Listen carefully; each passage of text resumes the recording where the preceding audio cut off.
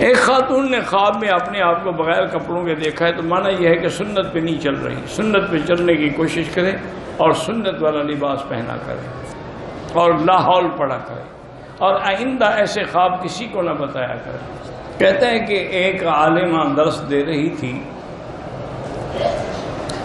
تو انہوں نے ہمیں سمجھایا کہ آپ کے گھر کے آگے پیچھے 40 گھر جو ہیں یہ آپ کے ہمسائے ہوتے ہیں، ان کے دکھ درد میں شریک ہونا چاہیے۔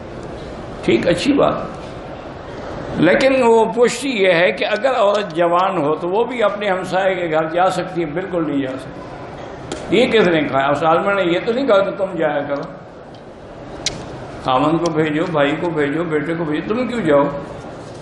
میری بیٹی کا نام جو ہے وہ شانزے ہے، اکثر گرتی ہے، بھاری چیزیں اپنے اوپر اکیلی خود گرا لیتی ہے۔ کسی نے کہا کہ نام تبدیل کرو۔ شانزے تو میرے خیال میں پیرس میں ایک سڑک کا نام ہے، شانزے لیزے۔ یہ کیا تم نے نام رکھے انگریزوں والے؟